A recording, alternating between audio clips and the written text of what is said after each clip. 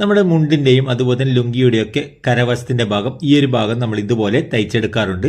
അപ്പോൾ ഇതുപോലെ നമ്മൾ തയ്ച്ചെടുക്കുന്ന സമയത്ത് നമുക്ക് ഈ ഒരു മുകൾ ഭാഗം വരുന്ന ഭാഗമില്ലേ, സ്റ്റിച്ചിങ്ങിൽ വരുന്ന ആ ഒരു ഭാഗത്ത് വരുന്ന അതേ വീതി തന്നെയായിരിക്കണം ഇതുപോലെ നമുക്ക് ഉൾവശത്തും കിട്ടേണ്ടത് കേട്ടോ.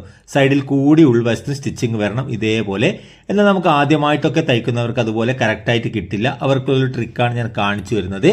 അപ്പോൾ നമ്മൾ എന്ത് ചെയ്യുക, ആദ്യം നമ്മുടെ തുണിയുടെ ഈ ഒരു സൈഡിനെ ഇതുപോലെ ഒന്ന് മടക്കി ഈ ഒരു സൈഡിൽ കൂടി ഒരു സ്റ്റിച്ചിങ് കൊടുക്കുക.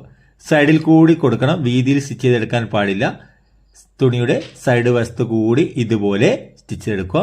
ഇതുപോലെ സ്റ്റിച്ച് ചെയ്തെടുത്തതിന് ശേഷം ഈ ഒരു പീസിലെ ആ ഒരു മടക്കി വെച്ചിട്ടുള്ള ആ ഒരു പീസിനെ ഒന്ന് നിവർത്തി കൊടുത്താൽ നമുക്ക് ആ ഒരു സ്റ്റിച്ചിന്റെ ഒരു നൂല് വണ്ണം നമ്മൾ സൈഡിൽ കൂടി സ്റ്റിച്ച് ചെയ്ത ആ ഒരു സൈഡിലെ ആ ഒരു സൈഡിനെ ഇതുപോലെ ഒന്ന് പ്രസ് ചെയ്ത് കൊടുത്താൽ നമുക്ക് അതിന്റെ ആ ഒരു സ്റ്റിച്ചിന്റെ മുകളിൽ കൂടി നമുക്ക് സ്റ്റിച്ച് ചെയ്തെടുക്കാൻ പറ്റും.